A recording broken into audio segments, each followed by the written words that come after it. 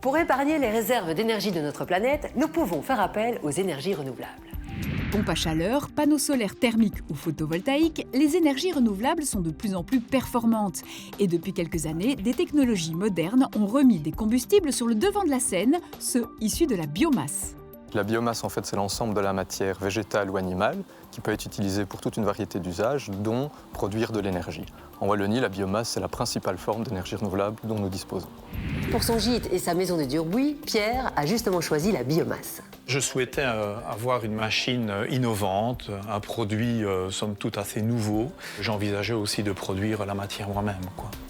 Pour que l'investissement dans une chaudière biomasse soit optimal, il faut connaître ses besoins en chaleur, que le projet soit bien pensé dès le départ et qu'il soit bien géré et entretenu. Pierre ici utilise comme combustible de la plaquette de bois, donc qui est simplement du bois broyé, mais il existe toute une autre variété de combustibles biomasse comme les pellets que tout le monde connaît, mais aussi les agrocombustibles comme le miscanthus qui peuvent également être employés dans ce type de chaudière pour un chauffage central.